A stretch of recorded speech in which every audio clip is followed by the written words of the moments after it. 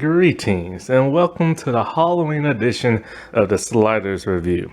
Alright, let's address the elephant in the room. I know it's not Halloween. Alright, that's long past. But when it came to my Halloween videos, I ran out of time and I couldn't upload everything I wanted to. So that's why I'm uploading them past Halloween. But if you stop and look at it like this, at some point in time, it's gonna be Halloween time again, October. So somebody eventually will stumble upon my videos and watch it around Halloween time. So yeah, and I'm here today to talk to you about Beetlejuice, the 1988 movie directed by Tim Burton himself. This movie is an instant classic. A comedy, somewhat horror, I guess you could say, like a little spooky, like little comedy movie.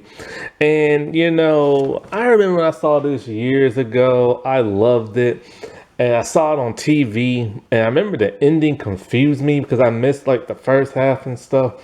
And even though like it's been so many years, the ending still confuses me and stuff.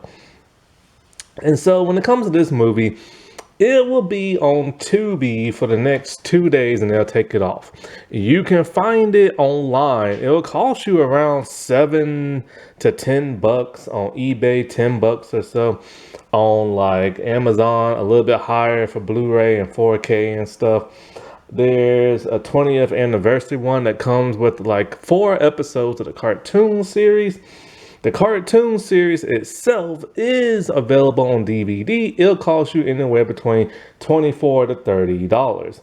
And I'll talk about the cartoon series a little bit later. Not much because I haven't watched it since I was a kid. But yeah, man, this movie, this was really something else.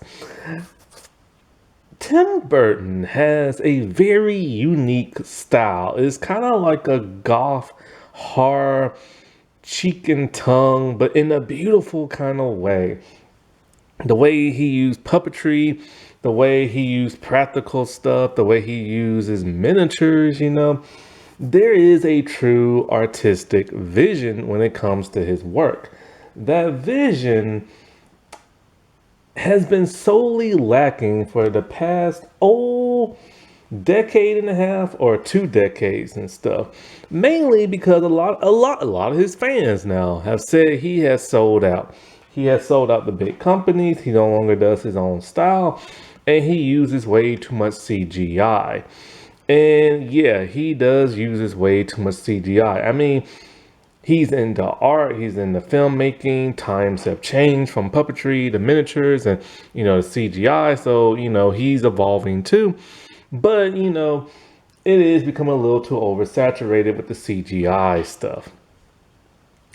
And so, this movie, man, it's just so hard. I don't know where to start because it's such a good movie.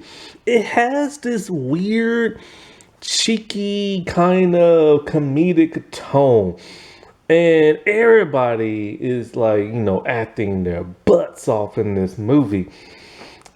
And basically, okay, this is what the movie's about. It's about this young couple named the Maitlands, and they own their own store and they have a house. And so when they're going to get, I guess, supplies for their vacation or whatever, the wife swerves to avoid a dog, and then they drown in the little river thing. And so when they come home, they realize some things. They can't really touch nothing. They have no reflections. And they did not survive. And it's the way the wife says that is so perfect. She's like, I guess we didn't survive the crash. And she just says it in a very cavalier kind of way, not in a very overly dramatic kind of way. It's just like she accepts it. And this family, the couple is so cute. They're your old school, sunny, rosy type family with a spring in their step and stuff like that, And it's just, I don't know. It's it's like characters in his movies, especially this one. Every character you'll see in this movie, I ain't talking about the dead ghouly people. I'm talking about the human people, the alive people. They feel like they're out of place. they feel like they're out of place because they literally feel like cartoon characters on cardboard that you can cut out and place in something and like a cartoon like setting. And that's what this movie kind of feels like, you know. That's that cool, unique, artistic style he has. And so after that, you know, some time has passed and somebody bought their house. They don't like the new family. They don't want them there. They try to haunt them, but they're not very good at it. So after they find this book about what happens when you're dead, they create a magical portal door. Before they do that, some interesting things. They're now trapped inside their house because if they try to leave their house, all of a sudden they're transported to some kind of magical land called the Netherlands where there are these sandworms that try to eat you and stuff. It's just like a big desert with weird like skies and it's never explained. Like that land is never explained as to why it's there and why it keeps people trapped in their home. And you know what? The British television show and now the American remake, Ghost, reminds me a little bit of this. You know, like ghosts that die and they're stuck in their home. They can't leave their home, and you know, it's like a comedy and stuff like that. And like one person can see them and interact with them. It reminds me of that, but without the sandworms and stuff. So when they go to this reception place, you know, boy, it is sad. Like, there are so many dead people in this movie. There are at least four dead people in this movie. And it's just so sad, man. Because, like, I recognize either some of their voices or the people. Like, Patricia Martinez, she was the woman in the Zorro television show in the 90s. God, she was so lovely and everything, man. May she rest in peace. And so Glenn Sad, I can't pronounce his last name, who plays Otto. I remember hearing his voice in a couple of DC projects, and he passed away sadly and stuff. And this movie has a huge cast, man. Catherine O'Hara's in this thing. Gina Davis. Ugh. That one disgusting man is in this movie. Ugh. That Jeff dude, whatever his name, Jeffries or whatever his freaking nasty looking at naked little kids behind. Like, what's wrong with people, man? What's wrong with people? Like, you don't need to be looking at like naked looking kids and making them take pictures dressed in a certain way and all this underage mess, man. You disgusting little punk. I can't stand people like that, man. And like, for the most part, he has been canceled. But he's still getting work in Hollywood, like every once in a blue moon. But he's a sex offender. Like, what the? I don't understand this crap. And then, of course, you got Alec Baldwin. I think it's Alec Baldwin, or is it Adam Baldwin? Whichever one it is. I think it's the one that a lot of people hate. Actually, a lot of people hate all the brothers and stuff. But like that Jeff dude, like he's the principal from Ferris Bueller, that dude. Anyways, yeah, Alec Baldwin is in this movie. I still can't believe that's Alec Baldwin, man. It does not look like him at all. This man has changed. Like I remember years ago I started to research this. I'm like, who played the husband? I'm like, what? Alec Baldwin? Like, they don't look and sound like him. It just looks like a completely different person. But I can't stand Alec Baldwin, man. I've hated his behind ever since he went on that N-word like rant long time ago. And then physically assaulting people. And his wife ain't no better. She's white and pretending to be Hispanic. Like, I can't stand neither one of them, man. Anyways, but yeah. So, like, they're in this movie. And of course, Michael Keaton, of all people, man, he is Beetlejuice in this movie. And boy, oh boy, is he hamming it up. That man, I swear, like, Beetlejuice is kind of like this angry little used car salesman, con man type person with this really gravelly voice. Like, he's like, my name is Beetlejuice.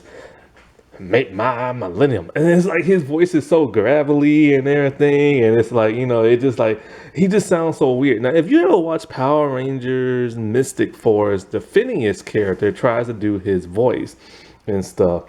And it's like, it's this really deep kind of like country kind of voice. And, he's like, make my millennium. And it's just like this gravelly type voice. But the dude is hamming it up, comedic scale of like a billion and everything. He's like such a motor mouth. And it's so crazy because like originally, see, Tim Burton, he didn't write this movie, he directed it. And he was working on the Batman script, and something was like really getting to him. And so, like, they have three writers on this movie, and the draft was originally really dark. Like, this movie used to be like, there was no comedy, it was just dark. It was to the point where the car crash was more gruesome, the arm was all messed up. Instead of Beetlejuice wanting to marry Lyda and everything, he wanted to like do her and everything. He wanted to kill the Deets and stuff. It was dark, but then they rewrote it, and then they rewrote it kind of weird to the point where they get rid of Beetlejuice, but then the Maitlands like turn into miniature figures, and so they just start living into the little the little miniature like town and everything. And it just went through so many different rewrites and over and over and over. So then finally he got attached to it and stuff like that. And originally he wanted Sammy Davis Jr. to play Beetlejuice. That would have been a completely different movie. And Alyssa Milano was the runner up for like Lyda until Winona Ryder got it. Winona Ryder did such a good job playing a goth girl, man. Because sometimes when people play golf, they overdo it. But she was just like perfect in this movie. And so, like, yeah, like it would have been different if Sammy was in this movie instead of Michael Keaton. But anyway, so while they're there, they saw a commercial for Beetlejuice, and they get to say his name 3 times, and he's there to scare the bejesus out of whoever you want him to. But he has a hidden agenda. Like, he goes overboard, like, and stuff like that. And so basically, that's the plot of the movie. They just want to scare the family into leaving, but the family is not scared. They think this is cool and they can make money off ghosts in the house, which really pisses them off, and they just trap themselves in the attic, not wanting to leave. The only person who can really see them is their daughter. It sounds like they call her Linda in the movie, but it's spelled Lyda and everything. And she's just this goth girl who doesn't like her stepmom, and she ends up liking the ghosts, but she ends up liking them way too much to the point where she literally wants to die herself so she can be with them. This movie is perfectly paced, but when it gets to the motivation really of why she doesn't like her parents and why she wants to like be with the ghosts, it's kind of weird because her family is very corny. Her dad is super corny. The stepmom's into weird art and she's corny. But the Maitlands are corny themselves. So I don't get it. But they're nice. That's the thing. And so, like, but for whatever reason, she wants to kill herself and go live with the ghosts and, and everything. And it's just kind of very morbid. Like, what the world? And so basically when before they even call Beetlejuice and stuff, they're in this like waiting room, and we get to meet like so many different ghouls and ghosts. There's like a woman whose torso is ripped off, a person with a shrunken head, the witch doctor, a football team, and I forget her name. The lady that smokes and everything, she was hilarious. And may she rest in peace and stuff. And that's it, man. There's a lot of dead people in this movie. And so, like, so they try their best to haunt those people, but they just can't do it because they're so corny. Bed sheets just aren't gonna do it. They do some cool stuff when they like rip off their face, gouge their eyes out, like all kind of cool stuff like that. But at that time, the parents couldn't see like the ghost, and so they call on Beetlejuice. And Beetlejuice is a very horny, very angry, very manipulative type of person. And, like he scares the family, but not scaring them. And it's the point, like I said, they want to make money off them and stuff. But like I said before, he has that hidden agenda. He wants to marry Lida and stuff. And so when Otto ends up stealing the little ghost book thing, he performs the exorcism by mistake. And it ends up killing the Maitlands to the point where Lida calls on Beetlejuice to save them. And so then they have to get rid of Beetlejuice. And so it's like really crazy that he's trying to marry Lida in like a red dress and stuff like that. And of course, he wears his iconic like striped suit once in the movie. It's weird 'cause when you watch the cartoon, he's wearing that constantly, so you think that's his main like outfit, but it's not. And so like it's so weird. Beetlejuice kind of looks like the Joker a little bit, and it's so crazy because Michael Keaton played Batman. But something that's always weird about this movie is like the way Beetlejuice spells his name when the merchandise and it's pronounced like Beetlejuice, Beetlejuice, but you actually spell it Betelegu no Giuse, which is really weird. Like I don't get that because it look like it spells Beetlejuice or something like that. But anyway, so like they have to like they try one more time to like scare the family, stretch their faces out. That looks really cool, but they can't get rid of them, so they have to get rid of Beetlejuice and stuff. And like it's really neat. The wife when she gets like thrown outside with the worm things or whatever, the sandworms, she rides one into the house and it eats Beetlejuice. So you think he's dead, right? But no, he's in the reception office, like, just like hamming it up and like talking to people, and he gets his head shrunk and stuff like that. But then this is the ending that always confused the crap out of me. So when the Maitlands were there, the house looked a certain way. When the Deets moved in, they remodeled the house and made it look more goth and everything. But then, the Maitlands are like, you know what, might as well just get used to the Deets and share this house and blah, blah, blah. So they kind of like mix things up with both like style of architecture and stuff, right? But then it's a little so crazy. So we see Lida at school when she comes home, and she's talking to the Maitlands and talking about like how she didn't do too good on her test. She got like a C or something like that, and they're like, "Oh, but we studied all last week and everything." I'm like, "Wait, why are they taking care of her? And where are the parents at?" And so, like, they're acting like they're her parents and they love her and everything, and she loves them. She's all like, come on, you promise. So, what they like to do is they like to float her in the air as she's like dancing the music. And then we see the parents, I guess, either in their room or the attic or somewhere, talking about, oh, she must have made a good grade on her test. And it's like, so they're sharing the house, but the parents aren't really being parents. It's now the Maitlands being parents. The ending was always so bizarre to me. Like it just never made no sense. Because I remember as a kid, I missed the first half, so I didn't even know the Deets were the real parents and stuff. I assumed the Maitlands were the parents and they died and left her to like the Deets and stuff like that. But it's just a weird ending and stuff. And so, because this was a huge hit, bam, they came out with a cartoon series. Now, Beetlejuice, the animated series, is nothing like the movie. In the cartoon series, Beetlejuice wears his striped suit all the time, and Lida changes up from her like schoolgirl outfit, and whenever she goes to the Netherlands to hang out with Beetlejuice, she wears her red dress, similar to that of like the movie.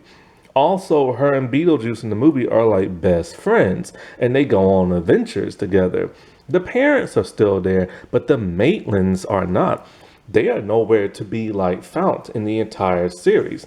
Now, the series ran for 4 seasons. The first 3 seasons were on ABC, but I don't remember it being there. Now, the last season, I do remember it being on Fox Kids. The first season ran for 13 episodes, 2 and 3 ran for 8 episodes, and then the last one ran for 65 episodes, making it a total of 94, but with 104 segments and stuff. And not only that, but Beetlejuice is more lighter in tone. He's more comedic, more fun, and he's not trying to harm or kill people and stuff.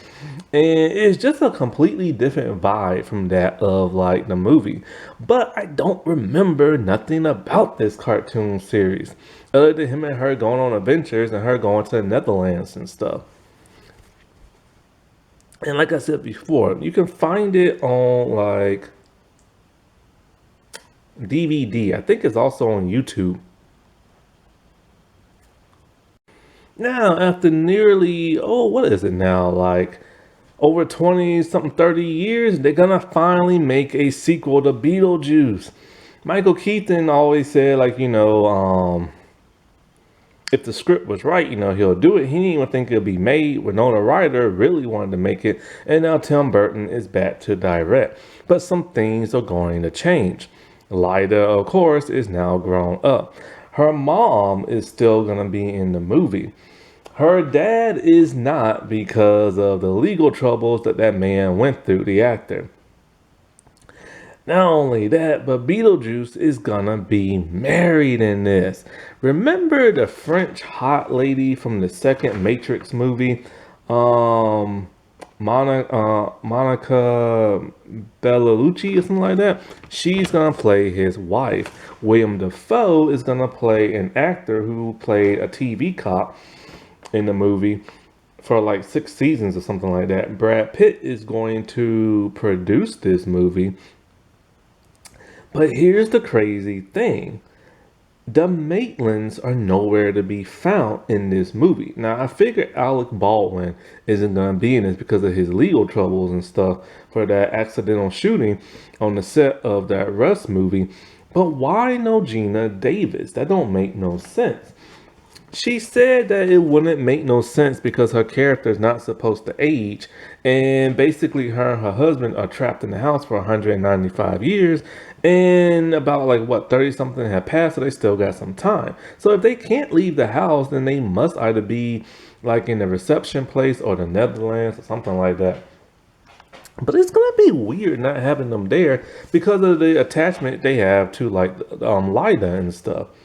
She said she wouldn't mind making a cameo, but I want her in the movie, man. Like, you know what I'm saying? Like, it's not gonna be the same. And of course, Jenna Ortega is gonna play her daughter. And Tim Burton cast her because Tim Burton loves to reuse a lot of his actors, and he just got through working with her on Wednesday. I still haven't seen Wednesday yet. And so I just hope when they have her in the movie that Jenna Ortega does not play a white girl because she is Hispanic. So I'm hoping whoever her dad is will be Hispanic to explain that. But yeah, I don't know, man. Like, whenever they make a sequel 30 something years later, it never turns out great. Like, it just doesn't. Like, because times have changed, things have changed, what is funny has changed, and like, I don't know, maybe Tim Burton can recapture that spark he has, but who knows. And so, like, I wonder if he's going to use miniatures. Because the house in the movie wasn't a real house. They basically just had 4 boards, like, as the exterior. The interior was on the studio lot. And it was, like, that's why the house looks so weird. And so it makes me wonder, will he go back to doing something like that? Will he use CGI? Like, what he's going to do? You know what I'm saying? And then other times we saw the house, it was on, like, a miniature and stuff. But who knows? Before I wrap this video up, so originally Beetlejuice supposed to look more demonic with like wings and stuff in one draft. Then in another draft, they decided to make him a Middle Eastern man who talks like a ghetto black person. Hollywood is so racist, I swear to God. Knowing that Jeffrey Jones, that's his name, is like a disgusting person who preys on young kids. And it's like, now when you look back at this movie, There's a scene where he kisses Renata Ryder on the cheek and smacks her on the butt. That scene is all disturbing now because it's just like, he's a yucky person. And he's not the first disgusting person to work for Tim Burton. I don't understand that. That wasn't that spooky. Alright, well, I shall talk to y'all later. Bye.